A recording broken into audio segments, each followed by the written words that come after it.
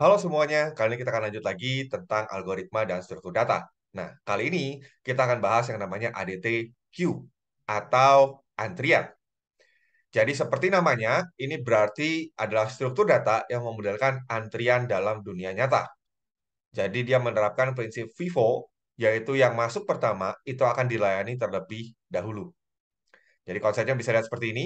Kita kalau masuk di antrian selalu ya di paling belakang, tapi yang dilayani selalu yang di paling depan. Nah, karena kita hanya memprosesnya belakang dan depan, masuk dari belakang, keluar dari depan, maka sebenarnya queue ini yang perlu diketahui cuma elemen pertama dan terakhir, yaitu head dan tail. Yang terakhir gunanya untuk penambahan, dan yang pertama digunakan untuk penghapusan. Nah, penerapan dari queue itu kurang lebih ya antrian gitu ya pada ujungnya. Jadi sama seperti kita antrian pada dunia nyata gitu kan.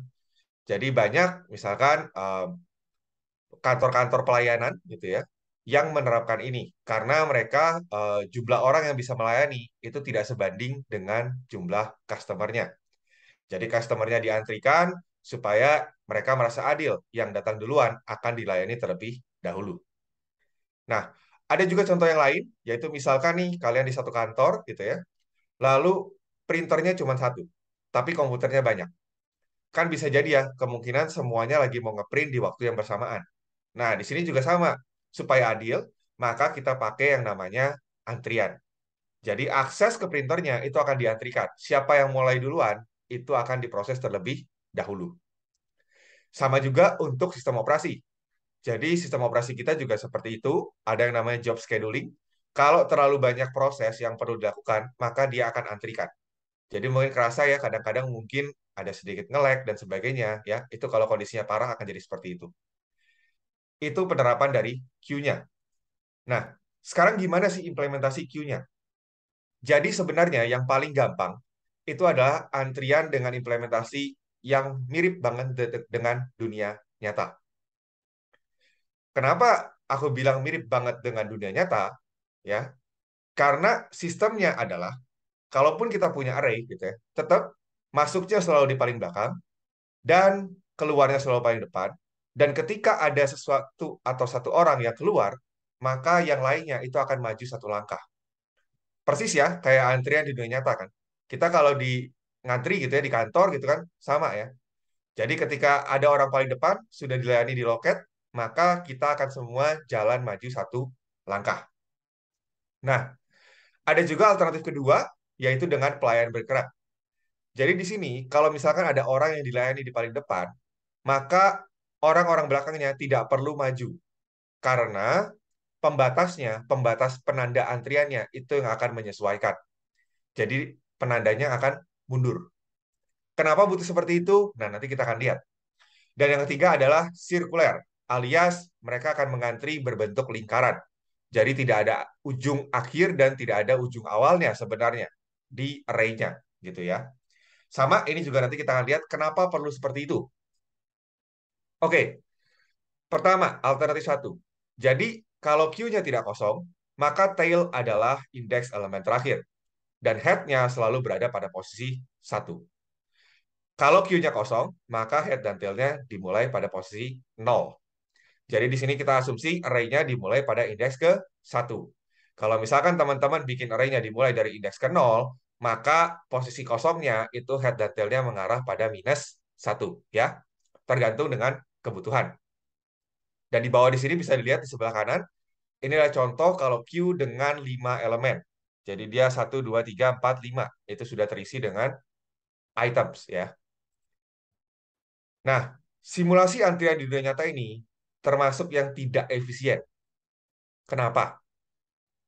Jadi kan tadi dibilang dunia nyata berarti antrian orang yang mengantri selalu masuk di paling belakang. Sebenarnya nggak masalah untuk hal itu. Tapi yang masalah adalah ketika ada orang yang sudah dilayani di paling depan.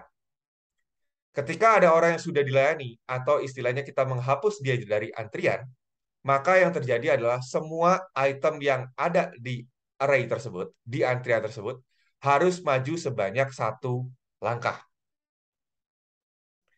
Jadi ketika maju sebanyak satu langkah itu, itulah yang dimaksud dengan tidak efisien. Nah, Ini contoh yang pertama ya, penambahan. Jadi kalau dilihat dari penambahan, tidak ada masalah ya, karena penambahan ini hanya menggerakkan tailnya. Lihat di gambar sebelah kiri, dan bandingkan dengan sebelah kanan. Jadi X yang warna merah itu adalah yang baru dimasukkan. Jadi tailnya hanya ditambah satu, lalu elemen yang baru dimasukkan. Selesai, nggak masalah. Tapi masalahnya di mana? Masalahnya adalah di penghapusan. Jadi kan kita selalu menghapus di posisi paling depan, tapi setelah terhapus, maka elemen yang tersisa itu harus digeser. Jadi dari posisi kedua sampai kelima itu akan digeser menjadi posisi 1 sampai 4. Mungkin kalau kita di dunia nyata nggak kerasa, karena sebenarnya di dunia nyata itu setiap orang hanya perlu melangkah sekali, gitu kan? Jadi karena kita melakukannya secara bersamaan, jadi nggak kerasa. Tapi kalau di komputer, sebenarnya kan yang menggerakkan barang dari posisi 2 ke 1, 3 ke 2, 4 ke 3, dan seterusnya, itu sebenarnya kan adalah proses yang sama. Karena itu jadi cukup tidak efisien. Nah, muncullah yang namanya alternatif 2. Jadi alternatif 2 ini tetap tail adalah indeks elemen terakhir, tapi perbedaannya adalah head tidak selalu berada pada posisi 1. Jadi ketika dilihat, oke, ada sebuah elemen yang dihapus dari Q, maka elemen-elemen yang tersisa tidak perlu bergerak, tapi penanda headnya yang akan bergerak. Pertama-tama sama ya, kalau head dan tailnya itu akan bernilai 0 jika Q-nya kosong. Nah, ini Q dengan 5 elemen. Nah, kalau ada penghapusan, tadi ya dibilang bahwa head-nya yang bergerak. Jadi kalau dilihat di sini, bisa ada kondisi di mana head-nya itu tidak di posisi ke 1. Tapi dia ada di posisi ketiga, ketujuh, dan seterusnya.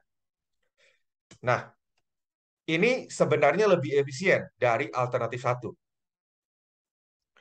Nah, kita akan lihat dulu ketika penambahan elemennya. Jadi selama tail-nya belum sampai ujung, gitu ya, maka tail-nya akan bergerak maju. Tapi kalau tailnya sudah sampai ujung, apa yang harus dilakukan? Nih, lihat contoh di gambar sebelah kiri. Kan sebenarnya walaupun dia sudah sampai ujung, tapi antrian kita sebenarnya belum penuh kan? Karena head-nya tidak berada di posisi 1. Gimana caranya kalau untuk hal ini? Nah, kalau untuk hal ini, maka barulah dia perlu digeser. Jadi perbedaannya dengan alternatif 1 adalah, kalau alternatif 1, setiap kali terjadi penghapusan, itu kita geser. Sedangkan kalau alternatif 2 itu hanya terjadi pergeseran kalau memang tail-nya sudah di ujung dan ternyata belum penuh. Alias head-nya tidak menunjuk pada posisi pertama.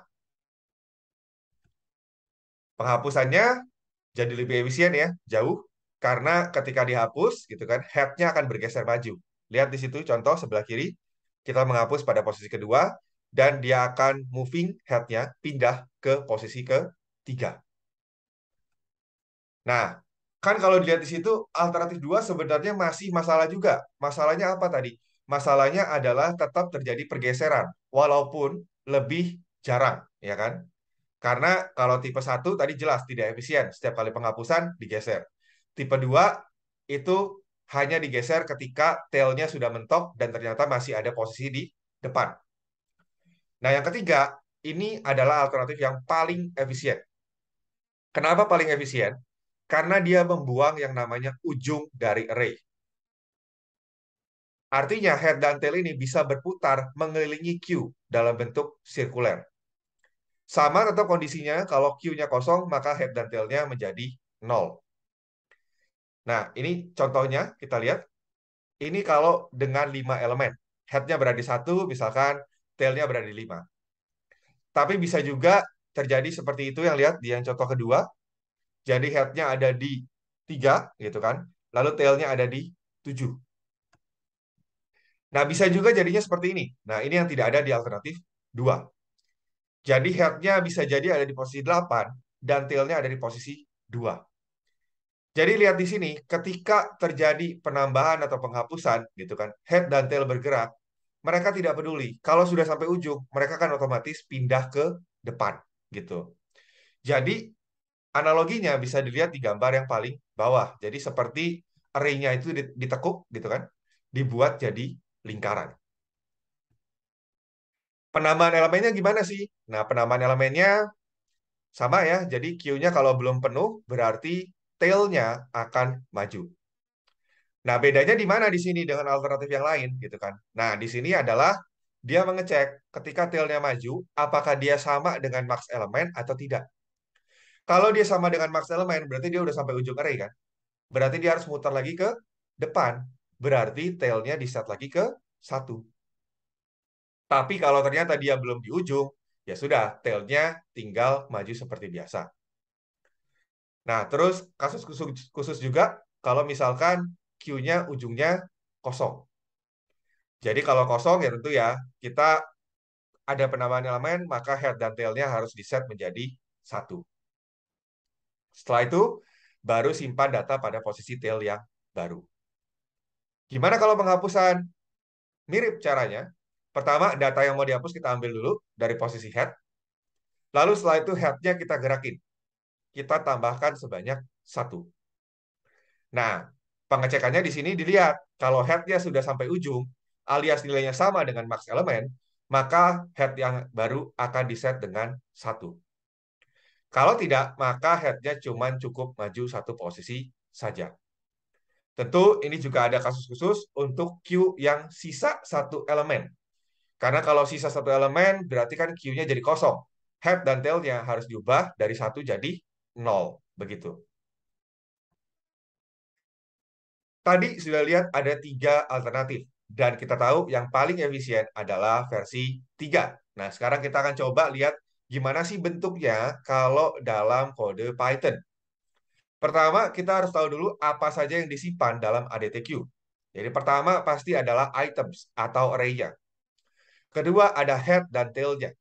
Dan yang ketiga adalah max elemennya, alias berapa jumlah total elemen yang bisa disimpan dalam queue tersebut. Sekali lagi saya ingatkan bahwa sebenarnya di queue ini, kalau implementasi Python, array itu tidak punya batasan. Tapi di sini kita pura-pura membatasi. Karena em, akan mempermudah kita ketika kita pindah ke bahasa pemrograman lain. Nah, konstruktornya seperti apa? Kalau dilihat di sini sama ya seperti ADT array dan ADT stack. Ketika kita bikin sebuah ADT array, ADT stack, apa yang dibutuhkan? Pasti yang dibutuhkan adalah ukuran dari array-nya. Dan di sini juga sama, berarti kita punya size, dan max elemen akan diisi dengan size, lalu berikutnya juga items yang akan diisi dengan array berukuran itu. Jangan lupa juga di sini head dan tail-nya kita ubah jadi 0. Di sini asumsi um, elemennya itu dimulai dari indeks pertama, indeks 1. Ya. Oke, tadi kita lihat di sini ya, penambahan elemen seperti ini ya algoritmanya. Nah, implementasinya seperti apa? Bisa dilihat di sini. Jadi pertama dia cek dulu, kosong kagak nih? Kalau kosong, maka head dan tail-nya diarahkan ke satu. Ini kasus khusus ya, kalau ternyata Q-nya kosong. Kalau tidak kosong, maka tail-nya akan kita gerakin. Nah, di sini cek, tail-nya udah sampai ujung apa belum? Udah sama dengan max elemen atau tidak? Kalau udah sampai ujung, maka tail-nya akan diubah ke satu. Tapi kalau tidak terjadi seperti itu, maka tail-nya ditambah satu. Terus jangan lupa juga array items pada posisi ke tail diisi dengan X-nya. Seperti itu. Sekarang penghapusan. Ini algoritma yang tadi ya, penghapusan. Dan kita lihat implementasinya. Jadi pertama adalah kita menyimpan nilai yang akan dihapuskan dalam variabel X. Jadi self.items pada posisi ke head. Setelah itu ada kasus khusus. Kalau array-nya tinggal satu elemen isinya. Jadi kalau Q-nya tinggal satu elemen, maka head dan tail-nya akan diarahkan ke 0. Gimana cara tahu tinggal satu elemen? Ya udah, tinggal lihat apakah nilai head dan tail-nya mengarah pada indeks yang sama. Berikutnya, selain daripada itu, nah baru cek head-nya. Apakah head-nya sudah sampai ujung atau belum? Kalau sudah sampai ujung, maka head-nya diisi dengan satu. Kalau tidak, maka head-nya ditambah saja dengan satu. Terakhir, nilai X-nya dikembalikan sebagai kembalian dari metode ya. Ya, sebenarnya bisa disebut fungsi juga. Tapi kalau mengingat kaidah pemrograman berorientasi objek, ini sebenarnya dihitung sebagai metode. Oke, ada beberapa fungsi pendukung.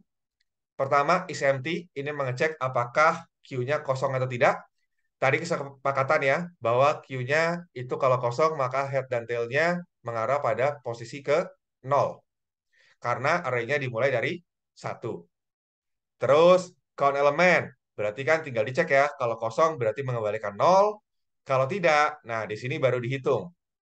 Kalau tail-nya lebih besar daripada head, itu kan berarti gampang ya ngitungnya. Tinggal dikurangin aja tail sama head-nya. Tapi kalau terjadi sebaliknya, maka itu perlu sedikit proses aritmatika. Jadi bisa dibaca di bawah. Nah, ini kalau misalkan pengen lebih jelas, bisa dicobain sendiri. Kenapa harus max elemen tambah tail dikurangi head plus 1? Gitu ya. Ini adalah contoh program utamanya. Jadi kalau misalkan teman-teman bikin ADTQ-nya dalam sebuah file namanya QS gitu ya. Maka ketika dia dibuat, dia harus bilang qs.q. Jadi bilang Q-nya yang ada di file QS. Lalu di situ ada size-nya adalah 5. Setelah itu kita isi, kita insert, yaitu angka 1, 9, dan 5. Lalu berikutnya lagi, kita delete. Nah, delete dan nilainya disimpan dalam X. Di sini ingat ya, ketika kita mendelete, berarti kita akan menghapus yang paling pertama dimasukin, yaitu adalah 1. Maka kalau X-nya di print, ini berarti 1. Terus insert lagi 3 sama 2 dimasukin. Berikutnya kita pengen hitung nih berapa elemennya. Tadi kan ada 5 di sini ya penambahan, tapi kita sudah hapus 1. Berarti sisa 4. Setelah itu tinggal di return. Oke, seperti itu saja. Terima kasih dan sampai jumpa ke materi berikutnya.